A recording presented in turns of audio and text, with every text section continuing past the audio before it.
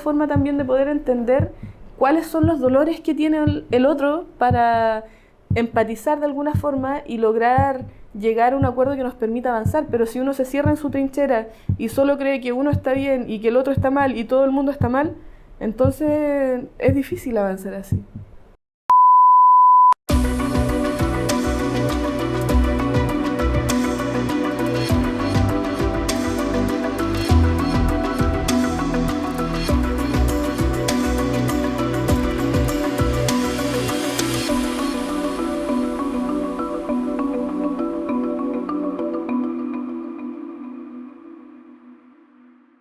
Bienvenidos y bienvenidas a Punto Clave por los canales de Punto 9. Estamos, como siempre, buscando conocer la toma de decisiones, sus consecuencias y cómo la vida, la experiencia de nuestros invitados e invitadas nos van hablando y nos van contando acerca de cómo esto influye. Nuestra invitada de hoy, bueno, además quiero decir que hoy día vamos a hacer 3 en la conversación. Estudió agronomía y por su trabajo se convirtió en la primera mujer de origen mapuche que es electa diputada por la región de la Araucanía. Le damos la bienvenida a la diputada Erika Ñanco. Muchas gracias por acompañarnos. Bueno, ambos. ¿Cómo está? Bien, gracias. Estamos bien. Están bien. Qué bueno. ¿Cómo recuerda su infancia en Gualacura y en Nueva Imperial, diputada? Bueno, yo viví en la comuna de Nueva Imperial cuando era muy chiquitita, a los 3 años, pero luego me fui por trabajo de mis papás. Ellos son ambos profesores rurales y trabajaban en una escuela hacia el sector de la costa de la Araucanía, en un lugar llamado Peleco Tres Esquinas, Quechocagüín, en la comuna de Saavedra. Entonces yo me crié en ese lugar, en el campo de Peleco, pero siempre nuestro arraigo estuvo ligado hacia Gualacura porque, bueno, dentro del mundo mapuche existe como si uno es de una comunidad, participa activamente de las actividades ceremoniales de su comunidad, y en esos tiempos mi abuelo también era lonco de nuestra comunidad, entonces siempre estuvimos yendo hacia el campo. Vivíamos en la escuela que les pasaban a mis papás en esos años, como ellos eran profes y no vivían en ese lugar. Entonces la Fundación del Magisterio les pasaba casas a los profesores para que vivieran durante ese tiempo, y nada, mi experiencia de haber vivido en esa escuela ha sido una de las experiencias más lindas de toda mi vida, yo diría. Como la rescato mucho, principalmente porque ahí fue donde crecí, donde aprendí cosas con mi papá, salíamos al campo a, no sé, recolectar cositas, aprendí a comer chupones. Así es que nada, todas esas cositas yo creo que fueron parte de lo que me hicieron también querer de alguna forma anhelar en el futuro volver al campo. Hoy día vivo en la ciudad, pero siempre tuve como ese deseo, y lo he tenido todavía, como de que en algún momento de mi vida quisiera volver a vivir al campo. Y esa experiencia hermosa para usted y esa forma de vida, ¿cómo influye hoy en su forma de entender la Araucanía?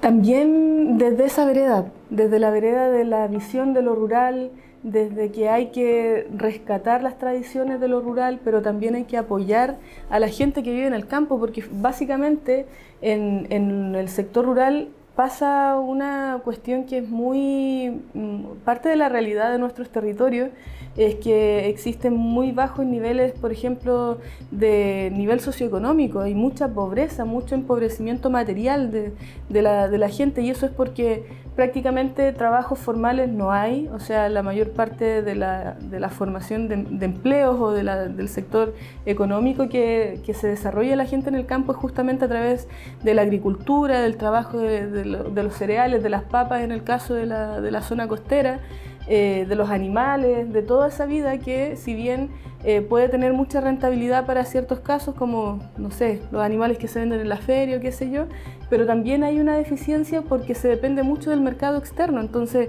hoy día estamos viviendo un conflicto bélico a nivel internacional. Eso sí afecta a los cultivos porque suben los fertilizantes, suben los productos para poder desarrollar la agricultura, que es como una de las principales cosas que se ven afectadas cuando hay un conflicto bélico, y eso claramente también influye en la cantidad de ganancias que pueden tener los mismos agricultores. Por lo tanto, no es que ellos vayan a llegar a fin de mes con un sueldo fijo como lo hace cualquier persona que trabaja en una industria, en el sistema público, en cualquier espacio que a fin de mes recibe su sueldo y está tranquilo. No, eso depende de muchas variables y si la cosecha sale mala porque llega una invasión de algún hongo, de algún patógeno, también va a haber un mal año, digamos, y eso considerando que la gente en el campo no solamente cultiva para vender, sino también de agricultura familiar campesina, que es lo que yo básicamente viví. Nosotros, como no teníamos espacio en la escuela en la que vivíamos para poder cultivar, lo que mi papá hacía era buscar colegas o vecinos de la misma comunidad y sembraban a medias. Entonces, no sé, si había que ir a sembrar íbamos toda la familia a sembrar, después cuando había que cosechar íbamos toda la familia a cosechar, y así era como mi papá se movía para tener harina en la casa, lentejas, productos básicos, y de esa forma no dependíamos tanto del mercado. O sea, veníamos a Temuco una vez al mes a hacer las compras del mes, íbamos al supermercado Muñoz Hermanos, me acuerdo, ya en la feria, y comprábamos lo justo y necesario para el mes, pero durante todo el año al final vivíamos de lo que nos daba el campo, las mismas hortalizas, el invernadero, todo eso. Entonces es una vida linda pero muy sacrificada, y dentro de ese gran sacrificio es como hay que levantar medidas que vayan en apoyo de ello. O sea, la seguridad internacional golpea directamente al campesino en su casa. Campesino en su casa. Así es. Eso a veces la gente no se lo imagina. ¿Y cómo fue para usted, con toda esta vivencia, esta experiencia, de pronto se convierte en la primera mujer de origen mapuche en ser electa diputada? Así es. Cuando muchas veces el origen, y por qué no decirlo también la identidad, se transforman en discusión política? Así es. Y esa es la discusión política que nosotros también hemos tratado como de levantar de alguna forma, no como un problema, sino como una reivindicación de la identidad. Porque si bien yo no puedo decir que a mí se me discriminó en la escuela o cuando me vine a estudiar a la ciudad, por ejemplo, al pueblo, como le decíamos nosotros, no siento haber sufrido discriminación lisa y llanamente. Sí, quizás alguna vez algún compañero de curso que me trató de decir algo y que me cayó mal y que no sabía cómo sentirme, pero salvo excepciones, en general no fue una discriminación directa, pero sí puedo decir que existen formas de discriminación que a veces uno pasa por alto, y que hoy día, por ejemplo, el nivel de acceso a la educación para las personas de origen rural o de origen mapuche es mucho más bajo que para aquellos que no son de origen mapuche, sobre todo en las mujeres. O sea, mujeres de origen mapuche que puedan tener un nivel de escolaridad universitario o más alto, digamos, es difícil, es complejo, ¿no? Y eso parte porque hay un nivel socioeconómico que también lo impide. O sea, la educación en Chile ha sido una forma lucrativa de trabajar, y si la gente no tiene dinero no puede acceder a la educación. Por eso es tan importante cuando se levanta esta demanda de la educación gratuita y por primera vez en Chile empiezan a haber hijos de obreros, hijos de campesinos, hijos e hijas de sectores rurales que pudimos acceder a la educación porque pudimos tener educación gratuita. O sea, eso fue un tremendo logro para Chile, y hoy día estamos viendo en peligro eso, ganancias concretas de problemas reales que se viven en la historia, y eso es lo que no debiese recortarse, lamentablemente, es lo que debiese fomentarse para que el día de mañana más jóvenes puedan ser profesionales en nuestro país, que existan más garantías de que nuestro país se puede desarrollar también como un país que no solamente exporta materia prima, sino también conocimiento, también desarrollo desde esa área, y eso se hace solo con políticas públicas que vayan en ese enfoque. Por lo tanto, es difícil, es complejo.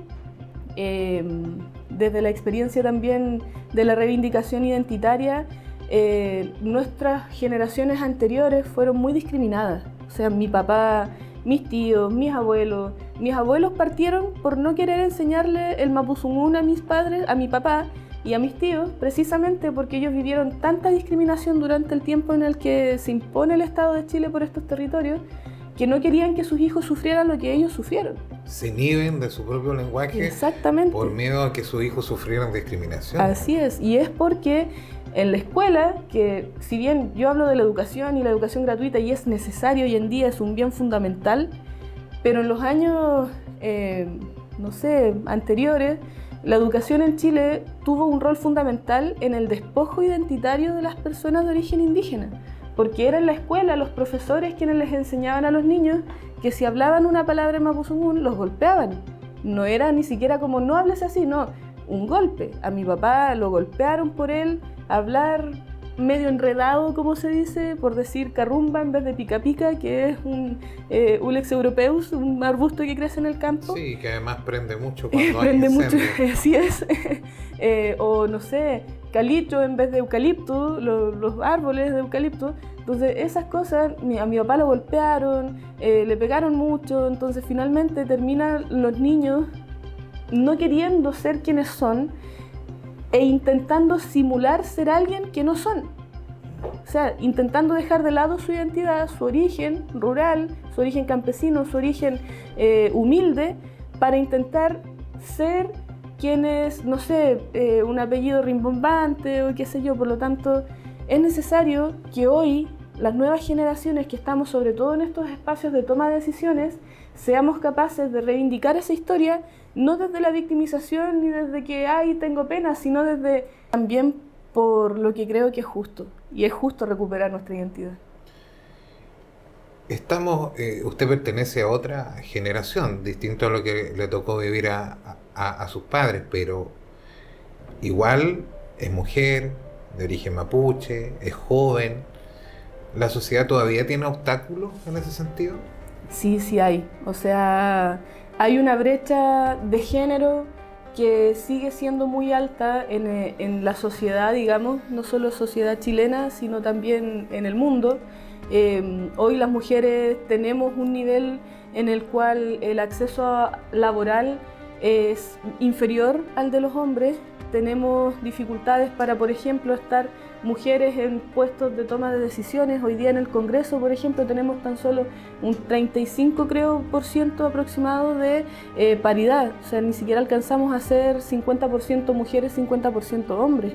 Y eso también genera problemas a la hora de levantar políticas públicas que vayan en pos de nuestros derechos. O sea, el postnatal de un año, por ejemplo, es una de las demandas que se ha estado levantando con mucha fuerza durante el periodo pasado. Es algo básico que creo yo que debiésemos pensar como, no sé, la madre que pueda estar un año con su hijo. O sea, es de toda justicia social que eso pueda suceder, que eso pueda ser intercambiado. Claro, que eso pueda ser intercambiado también con el padre, porque también en la sociedad machista en la que estamos recae todo sobre la madre, y si el padre quiere hacerse cargo de los cuidados, o sea, algunos lo cuestionan en una sociedad machista, los que son más avanzados, dijera, como pueden verlo de una forma más natural, y eso creo que es lo que tiene que ser, pero siguen habiendo dificultades en ese tipo de cosas, y cuando hablamos del componente indígena, esa brecha se exacerba mucho más, es mucho más amplio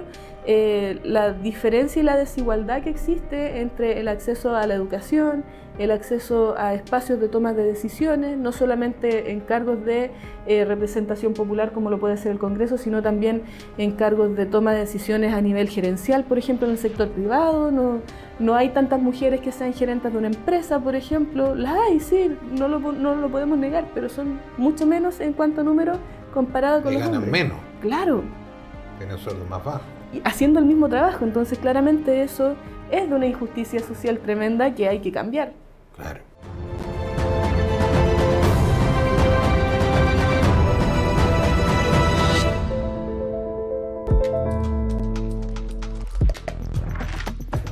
Cuando estamos trabajando en terreno, en seguridad o en una emergencia, necesitamos cargar nuestros equipos. ¿Y cómo se hace cuando no hay electricidad? Necesitamos estar preparados. Y para eso existen equipos como este, el Blue Yeti AC50P, que es de nuestro auspiciador oficial, PowerStation.cl, y que es una batería portátil que permite cargar distintos tipos de dispositivos, tiene multiplicidad de conectores, tienen carga sin contacto y tienen alta potencia y permite seguir funcionando con el refrigerador, el notebook y poder funcionar frente a una emergencia o en terreno. Sirve tanto para la casa como también para un trabajo profesional.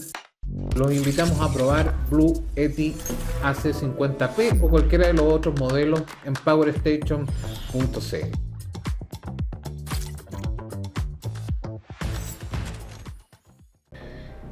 Y con todo este contexto que usted nos va poniendo, digamos, sobre la mesa y sobre la mirada, cuando usted escucha hablar de seguridad, sobre todo ligado a la Araucanía, pero en general, ¿qué entiende por seguridad hoy día?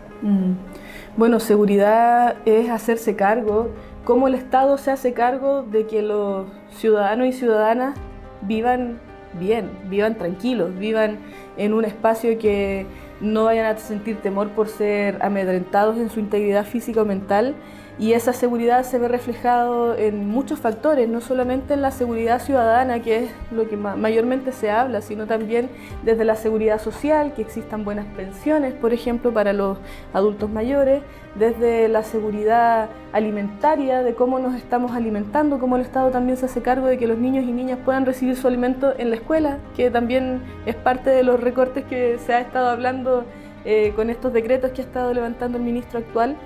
Y así sucesivamente, son distintos factores como el Estado se debe encargar de de garantizarle a los ciudadanos y ciudadanas una vida plena y una vida digna, en la cual puedan avanzar hacia sus proyectos y desarrollarse como personas, porque finalmente un Estado que abandona es un Estado que genera inseguridad, y esa inseguridad se ve mayormente reflejada en la seguridad o inseguridad ciudadana, porque claramente los niños que no tienen una red de apoyo que los puedan criar, que los puedan levantar, niños o que tienen sus padres, por ejemplo, en situación carcelaria, qué sé yo, claramente se ven abandonados, pero ese abandono no puede recaer solamente en las familias, también tiene que haber un Estado protector que acoja a esos niños que están de alguna forma formándose y que pueden estar aprendiendo cosas en la calle que el Estado podría estarles entregando de alguna otra forma, ya sea talleres, escuelas u otra forma de trabajo que permita que esos niños puedan tener una alternativa de vida y no ver el reflejo de sus padres para seguir el ejemplo. Como que se patean la pelota, la responsabilidad está en la escuela, la tiene la familia, claro. El Estado, pero finalmente somos todos y todas Exacto, responsables. Es que finalmente Estado somos todos, pero también hay decisiones políticas que se toman a nivel de Estado, y esas son las decisiones políticas que tienen que ir en esa línea. O sea, si yo hoy día estoy en un poder del Estado que toma decisiones políticas, tengo que ser responsable con esas decisiones que estamos tomando en el Congreso semana a semana. Y eso significa aprobar leyes que no solamente vayan en el punitivismo, que no solo caigan en el punitivismo, sino también en cómo logramos como sociedad avanzar hacia una sociedad que sea mucho más justa e igualitaria. Porque finalmente, si no les entregamos proyectos de vida a esos niños o niñas, ven ejemplos que no son los correctos. Muchos y eso no tienen redes de apoyo. No tienen redes de apoyo, se crían solos en la calle. Lo cual no es garantía para nadie de que se vaya a estar formando un buen ciudadano o ciudadana. Y en este sentido, ¿cómo se toma posición, diputada, cuando en seguridad la posición que se tome genera crítica? Bueno, siempre van a haber pensamientos diversos de los distintos sectores políticos, pero la idea de poder tomar decisiones en cuanto a eso es justamente conversar políticamente y llegar a acuerdos, finalmente. Porque cuando estamos haciendo política, no siempre tenemos que estar de acuerdo con todo lo que me está planteando el otro, que es lo que también pasa en una casa. O sea, uno con su familia también tiene discrepancias y finalmente tiene que llegar a acuerdos. Pero los acuerdos siempre son en la medida en la cual yo pueda estar de acuerdo con lo que tú me estás planteando y tú puedas estar de acuerdo con lo que yo te estoy planteando, y así llegamos a un punto medio. Pero hay espacio para discutir seguridad. Hay personas que hoy día sienten abandono del Estado. Así es. Y lamentablemente yo veo que este gobierno ha sido un gobierno hasta ahora, de lo que hemos visto, no sé si de aquí a los 3 años y medio que quedan hacia adelante pueda quizás la cosa cambiar, pero he visto que es un gobierno muy intransigente y que es un gobierno que plantea todo y ejecuta en base a la ideologización de su doctrina. Y esa ideologización de doctrina finalmente se traduce en que al parecer no están escuchando a sectores políticos que piensen distinto a ellos. Y eso es un problema. Porque claramente no podemos están avanzar. escuchando a veces los que piensan supuestamente parecido a Así ellos. es, de hecho, y cuando un gobierno no escucha ni siquiera a los que piensan similar a ellos, entonces estamos en un conflicto mayor, porque entonces ya la democracia se vuelve un poco autoritaria, y el autoritarismo no lo queremos nadie.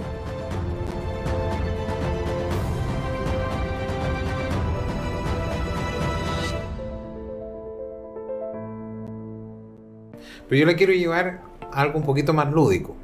Si usted me permite jugar un poco y hacer una ronda de preguntas de respuesta más rápida, entendiendo que este es un juego y que obviamente estas preguntas requieren muchas veces más profundidad. Si usted está dispuesta, ¿podríamos jugar un poquito? Sí, juguemos. Ya. ¿Diálogo o fuerza? Diálogo. ¿Prevención o reacción? Prevención. ¿Estado de excepción o solución política? Solución política. ¿Seguridad o justicia social primero? Justicia social. ¿Más Estado o más comunidades? Es que la presencia del Estado es necesaria, pero las comunidades son las que van generando, yo creo que tiene que haber un equilibrio. O sea, es que el Estado siempre tiene que estar presente, a mi parecer, pero las comunidades también cumplen un rol fundamental a la hora de generar individuos conscientes o gente con sus derechos cuidados, qué sé yo. No sé ahí la verdad, iría como al medio. ¿Gualmapu o Macrozona Sur? Gualmapu. Y una palabra para la Araucanía del futuro. Esperanza y desarrollo, básicamente. Muchas gracias, diputada, por jugar un poquito con nosotros. La idea también es ir conociendo un poco la personalidad y las características también de nuestras invitadas, nuestros invitados, porque cuando se toman decisiones en seguridad va influyendo la experiencia profesional, de vida, en cada una de esas decisiones. ¿Cuál cree usted, diputada, que hoy día son los principales temores o el principal miedo que tiene la gente en la Araucanía? Son varias cosas, la verdad. De lo que a mí me ha tocado conocer en terreno es cómo poder llegar a fin de mes.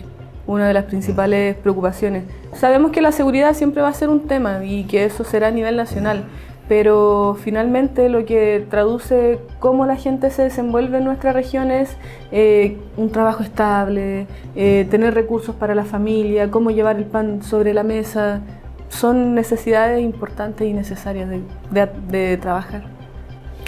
Usted va a tener la bendición de ser madre próximamente. Así es, me queda poquito. Sí. ¿Qué país le gustaría dejarle a las futuras generaciones, diputada?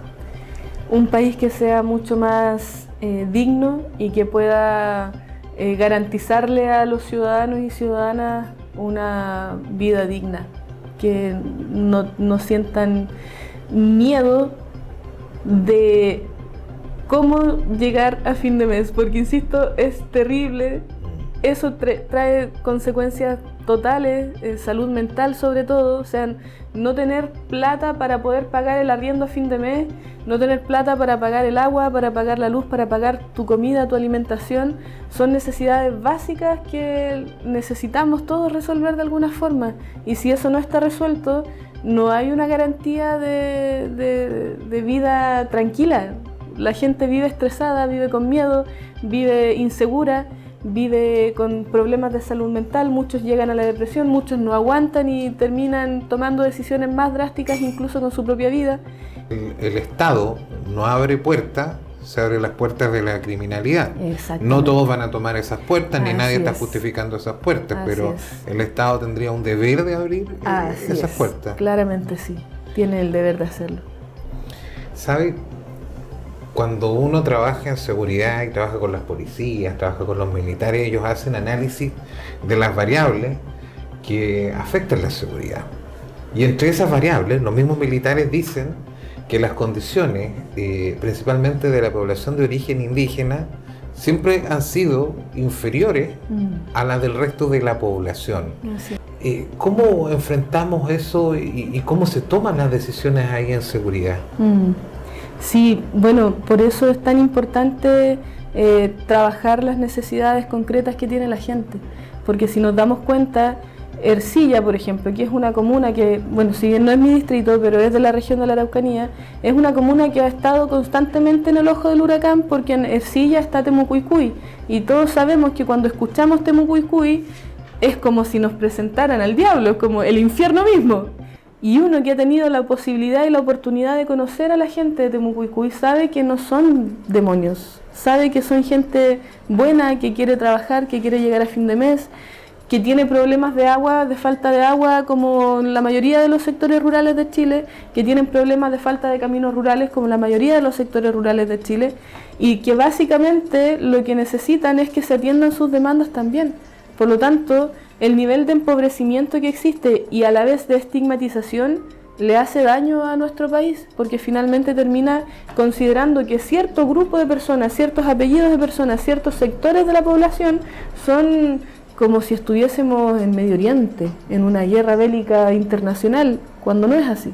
No es la realidad que creen que existe realmente. Por lo tanto, me parece que es importante que esas demandas el Estado las tenga que levantar con altura de miras y con responsabilidad política, como se debe, y no solamente desde la fuerza militar, desde la fuerza policial, desde el tomar detenidos a quien sabe quién. Es un factor que es importante también de trabajar. Por lo tanto, también es importante caracterizar y saber bien dónde estamos. O sea, no porque Vitacura no aparezca en los medios de comunicación constantemente significa que no existan hechos delictuales. Y hechos delictuales, con eso me refiero no solamente a la seguridad ciudadana de un delincuente que ingresa a una casa o qué sé yo, sino también actos de corrupción, por ejemplo. De cuello y corbata. De cuello y corbata, que están totalmente invisibilizados.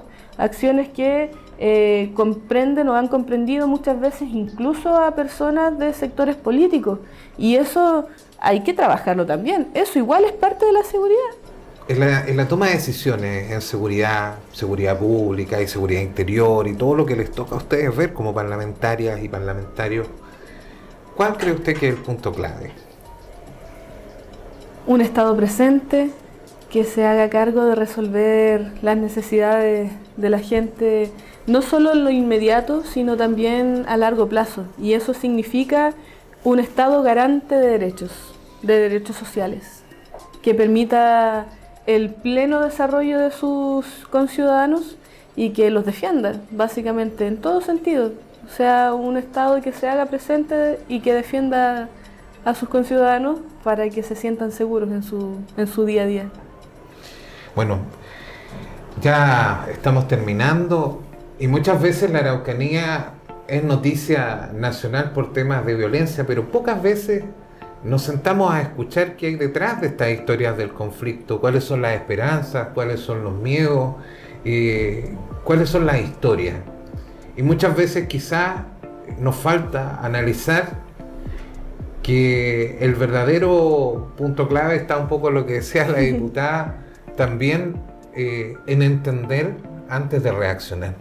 Así es. Así que le damos las gracias a usted y a su hijo por acompañarnos en esta conversación y nos vemos nuevamente en Punto Clave por los canales de Punto 9 en colaboración con Seguridad para Todos.cl. Hasta la próxima. Muchas gracias, Israel, nos vemos.